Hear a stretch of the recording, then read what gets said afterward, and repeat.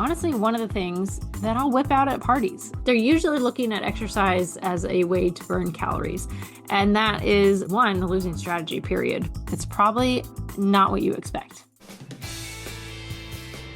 Hello, everyone. Allie Virtue here from the Pre-Diet Podcast, a functional medicine nutritionist and the owner of Parkside Nutrition. Thank you so much for joining me today. Today is going to be a short one. So if you're listening to this on your commute to work, maybe on a walk, I would love it if you were listening to this on a walk. That's actually how I originally wanted to get this started. I wanted to make these podcasts as short and easily digestible, so you can simply listen to them on a walk when you had time.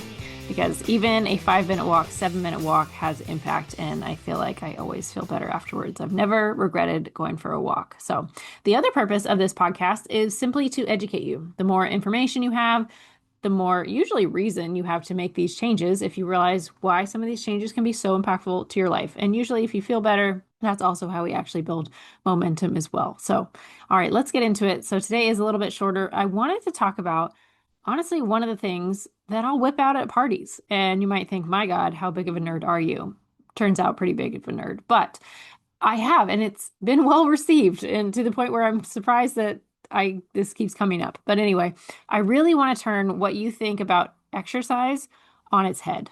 So please, please, please keep listening to this. Watch this on YouTube if you are listening to this, because the visuals are so powerful. And again, it gets you thinking about things in a different way. And if we can think about things differently, we're probably going to act differently. We're going to talk differently. Things get easier. Everybody's looking for motivation, accountability. How do I be more disciplined? It's easier to do that stuff if you know why you're doing it and if you have a big enough reason to change. Maybe you aren't really being successful because you don't think you have a big enough reason, or the reason that you should be working out or should be eating more healthily, it's not that important to you. And that's fine. We can probably find other reasons. So that is changeable, is the good news. So I'm going to share my screen because I want to talk about how your body burns calories. It's probably not what you expect. Excellent. All right. So this is one of the slides that I use in many of my presentations, but how does my body burn calories? I initially said, I want to talk to you about exercise because everybody will tend to start with exercise when it comes to a health endeavor, which is absolutely fantastic, but they're usually looking at exercise as a way to burn calories. And that is one, the losing strategy, period, but also probably just is coming from lacking of education. And it's a really simple fix. If we really learn this basic, honestly, if you just memorize this slide and know what these things mean, you're good to go for a really long time. This graphic here, and I'll try to describe it as well, but it is 100% of your total daily energy expenditure. So all the calories that your body burns in a day. And there's broken up into categories, and we'll talk about those. So the biggest part of this 100% graphic here is 70% is basic metabolic rate. So just you being alive, laying on a bed, that's it. Not doing any activity whatsoever, just you being alive, breathing, etc. The next biggest chunk is NEAT, non-exercise activity thermogenesis. This is about 15%. So this is you walking your dog, gardening, doing your chores, daily life. Very much lifestyle. This is not you working out. The next biggest chunk is about 10%. It's a thermic effect of food. So that means just the cost, calorie-wise, for your body to run your digestive system. That's at about 10% of your energy per day. And then the last little piece is about 5%, and it's exercise activity thermogenesis. And that is your workout. So quite backwards if we were to think about this. So the smallest little part of your energy burn for the day is coming from exercise. And like I said, most people start with that. They rely so heavily on exercise. And I would love to literally flip the script about how you should be thinking about this. Because if I love food, which I do, massive foodie, I don't really want to count my calories forever. I don't track my food right now. And I've maintained the lowest weight that I've been in my adult life and probably happiest, very happy and comfortable. Would love to be more jacked just to be strong because being strong is fun. Would love that, but also just very happy with where I'm at. And not too many people really celebrate the art of really maintaining. It's all about the weight loss, or you're born with it, it's natural, etc. It does take work, but I feel like I've built a lot of habits that have kept me in a really happy place. And more so than weight, it's kept me at a really, this physique or body composition to maintain hasn't been overly high maintenance. I don't think. I'm not burned out about really trying to keep my weight here, my body composition here the way it is. And that's how I generally feel good. I feel lighter. I feel agile. I feel athletic. I feel like I like the way that my clothes fit, etc. So like I also want to emphasize that not just the weight portion or the body composition portion. It's nice when your body is feeling like it's functioning really well. So keep that in mind as well, because that is a big motivator when we're trying to pursue change or trying to pursue feeling better. That's important too. So if I do like food and I don't want to nickel and dime myself, so we want to have a very sustainable lifestyle that maintains a body composition that you really like, you're happy with, you feel healthy, etc., we need to optimize this graph, this how our body burns calories. We need that to be it needs to match our lifestyle. So if you are the type that really doesn't want to bother with food, you're fine with, sticking to a very regimented kind of dietary routine, maybe this doesn't apply to you as much. But if you're like me, you like food, you don't want to have to count calories or keep going through cut cycles, things like that. To me, I think about this as I want to be like a diesel truck. And that might sound absolutely ridiculous. And hopefully, this makes it more memorable and sticky in your brain because I want to be like the diesel truck version of humans. I want to be expensive as far as calories. And yeah, sure, that could get annoying having to eat all the time, but I want to be able to eat food and consume energy and need a lot of energy. So it makes it more fun. Versus if I was a Prius, I would not need very much fuel. And this happens as we get older. Our bodies can kind of get more efficient when it comes to calories. And if you think kind of from an evolutionary perspective, if we have an aging population in our tribe, we probably don't want them to hog all the food because they're probably not helping us hunt it, right? So I am more willing to probably give a lot of food resources and resources in general to the younger, stronger population of our tribe that is going to get the food. Does that make sense? And versus like if you're an elder, you one probably don't have as much muscle mass because that tends to go down over time. You're probably not quite as active as far as again hunting our food. So I'm not going to require as much energy. So if we think about it from that, I think that is helpful. So we don't just get mad at the way that our bodies age and function and things like that because there's probably a purpose. So I'll try to get off that soapbox. But anyway, so if I'm wanting to be a diesel truck and be very sturdy and be very strong going into my older years, I need to maximize this, call it equation or how this works. So if I want to attack this 100% equation, I should probably want to look at the biggest chunk. How do I impact the biggest category on this graph? Well, that is BMR, basal metabolic rate. And it's like, wait, Allie, you said that this is me laying on a bed flat, not doing anything. How does that work? How do we make that more expensive? I can't do anything about it. Well, if you think of someone who is 7 feet tall, I, for reference, am 5'5", someone that is 7 feet tall has a much higher BMR than me. They are very much more expensive to run than I am, even if we're both just laying down. So I can't grow taller, but I can add muscle mass.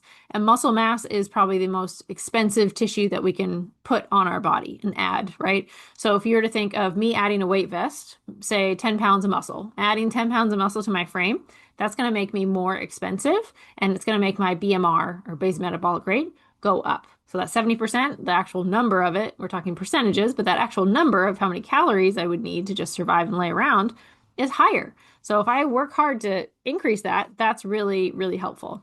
So that's that part of the equation. If I move on to the next part, that's NEAT. So 15% of this equation is NEAT, non-exercise activity thermogenesis. So we're still not talking about the gym, but my movement. So if I create a healthy, active lifestyle, I have a farm, so taking care of my horses naturally does take a couple extra steps, as you can imagine. I have dogs, so that creates some activity there. I got to take them for walks. And then we have a gym routine, but we could say that's extra. That's our exercise. And then me and my husband also have a really strong habit, and my mom, of going for walks most nights in the evening. I think it's a great quality of life thing, mental health wise. Sometimes when it comes to exercise, we're not always able to exercise, whether we're sick, whether we're injured, whether life is just too busy, whatever comes up. So I'm a big, big fan of adding in walking as a habit, just so it is quickly moved up the list of things to do or options that we have available to us. Because I just can't tell you how helpful walking is as a habit. And when you look at research for like long-term weight loss, the people that have an active lifestyle is a huge, huge, huge indicator in if they will maintain their weight loss. And this is what I've seen in 8+ years of experience with working with people. If they don't take on that kind of identity of like, I go for a walk, I'm a person that goes for a walk on a regular basis, a lot of the times their success with weight loss or weight management is going to be very temporary because they're not really ingraining that habit into what they just naturally do all the time. So to be honest, not encouraging to buy animals that you don't want, but animals are a really powerful motivator. You could also use your kids as well if you have kids or grandkids, young kids that you want to keep up with. Like you need to be agile, you need to be mobile, you need to be able to go for a walk with them or just be active or things like that. So whatever motivates you to keep moving, I would work hard, do some journaling, and figure that out. For me, horses are, we have them at home, so we have to be able to function around them. And they're big animals, potentially dangerous animals. So I am very motivated to feel very strong around them. I think that's a safety thing as well. Just kind of a fact of life. But so that 15%, create an active lifestyle for yourself. So think about how you would like to build that, whether that's pickleball with a friend, going for walks, you hike on the weekend, go for a dog walk, etc. But how would you like to build in regular activity into your lifestyle? The next one is thermic effective food. So TEF. This is your digestive system, and you might be thinking, how on earth do I tell my digestive system to work harder or burn more calories?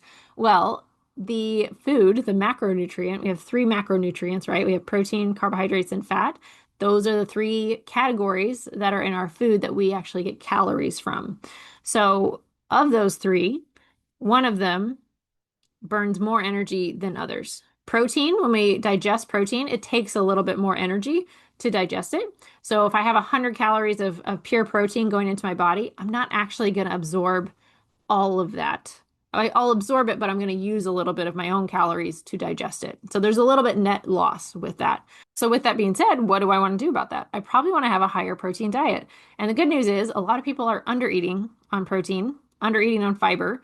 And if I increase my fiber, increase my protein, I usually get more full, and that allows me to lower my calories. So if you are someone who's pursuing fat loss and needs to be in a calorie deficit, maybe you find dieting in the traditional sense very stressful, odds are we might not have put our protein up high enough or figure out a schedule of or kind of meals that we'd like to eat on a regular basis that allows us to not be hungry, allows us to be in a mild calorie deficit, and also allows us to do the activity that we need to. I think a lot of people don't balance all of those factors, and those are a lot of factors.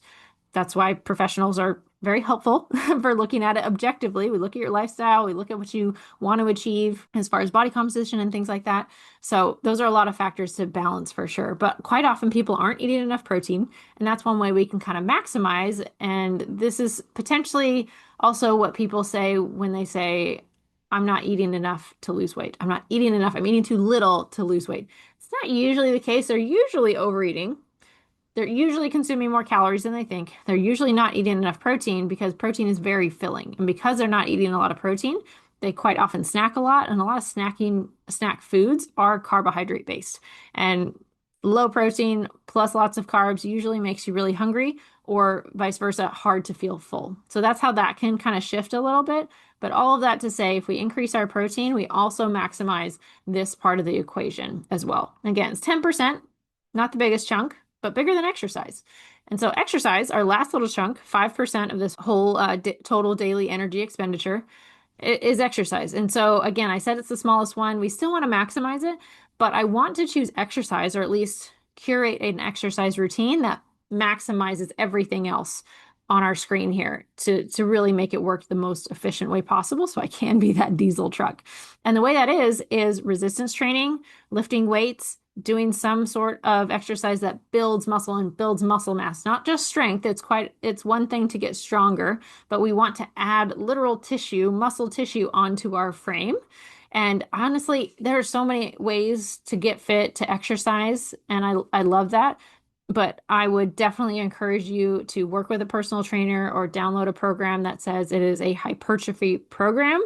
And this is designed to build muscle. Like I said, it should probably include some weightlifting. Bands are one way to create some resistance training, but usually lifting weights is better. There's just more benefits associated with them as far as like balance, stability, things like that. And this should help feed back into the whole system. So if I have my exercise that includes resistance training, if you like to do endurance stuff, that's fine too, but like lifting 2 to 3 times a week minimum would be good so we can actively build muscle. If you've been lifting for a while or have been working out, you're kind of conditioned to lifting, you may want to try a different program or test your 1 rep maxes and kind of readjust your like percentages as far as whether it's a 5 rep max or 1 rep max, etc. Work with a personal trainer that can kind of assess you and then build a program to help you do that. Because if you've been doing it for a really long time, you're probably pretty adapted to the routine that you're doing, especially if you've been doing that routine for quite a while. So highly recommend downloading a hypertrophy program. You can reach out via email if you want questions on some of the ones that I really like. And yeah, so exercise, you can kind of think about exercise instead of thinking about it as burning calories. Just we've hopefully established that it's not really what we want it to do for us. It burns a little calories, but there's a time domain element to it, right? There's only so many calories we can burn in an hour. I would love for you to think of exercise as a deposit or an investment in your future. And so when we think about this particular graphic here, I want my exercise to be a deposit into my BMR, future BMR. So I want this exercise to hopefully add some more muscle mass to my frame. So future Allie has a higher BMR, has a higher burn just from living, right? And then hopefully I'm pairing that with a high protein diet and a generally active lifestyle. That is going to be a continual investment going forward. That system, just like your financial habits, right? Hopefully builds wealth for you in the future. Hopefully you save for retirement. Same kind of thing. If we think about our exercise, that's kind of like saving or putting money aside for your retirement. If I'm making the effort to make a deposit on my time, so taking my time to exercise and build muscle, taking my time to meal prep and make sure I have protein available right now, that's going to help me build muscle now and in the future. And then I have those habits established. So I'm going to hopefully put off osteopenia, muscle wasting in the future because I have this system in place. My lifestyle, my habits are in place to really maximize this. So when I get to, 60, 70 years old, I don't have to really cut calories down super low because I don't have that much muscle. I don't have a very active lifestyle. All of this stuff is foreign to me. It's really hard to do that at that stage of life. It's not impossible by any means, but I do see a lot of women just very surprised at the amount of calories they have to eat to see weight loss. It's not a lot if we don't have a lot of muscle mass. They're usually quite frail. They don't have a lot to their frame in the way of muscle. And that's really hard. If you've never lifted weights before, that can be very intimidating. There can be a lot of barriers to that. So if we start this early, it just gets so much easier. It is never a bad time to build muscle. And if you learn kind of how this works, it becomes easier. And hopefully you start to let go of the fact of like, oh, I just need to go to the gym to burn calories so I can eat my food today. Please don't think about it that way. You should be thinking, I get to exercise today because I need to age well. I need to be independent for a really long time. I like feeling strong. And so hopefully you know how valuable your time is now for building muscle and how much that's going to help you in the future. Because if we lock into that, if you're aware of that, it's, I think, harder to say no to. You're saying no to like, I don't really need to be independent in my 70s. Like, I'll probably have enough money saved. Like maybe I can get a caregiver or maybe someone can go get my groceries and carry them in for me or whatever it is. Odds are most people that I talk to don't want that type of future. So please make the investment now. Pay for a personal trainer. If you're not comfortable with lifting weights, download a program that is actively helping you stay very functional. I can't emphasize enough how important that is. All right, that's most of my soapbox. Remember, we want to be a big, sturdy, strong diesel truck. I drive a Prius personally, but I don't want to be a Prius. It's nice to be efficient, but I love food and I want to make sure that I can maintain a really healthy relationship with food. And I think that is pretty tough to have a good relationship with food when we are having to really watch it and making sure that we're not eating too much. All right, team, I can't express how much your support and just listening to this podcast means to me. Thank you so much for being here. If you have any questions or topics that you want covered in the future, please let me know. But thank you so much for being here. Feel free to share this episode with a friend. Encourage them to go for a little walk and talk or walk and listen. Please rate the show on Spotify, leave a 5-star review or comment on this episode. You can also subscribe to the YouTube channel and hopefully like this episode as well. That helps the show grow as well. I really appreciate any and all support that you have given so far and in the future. But thank you so much, and I will see you in the next episode.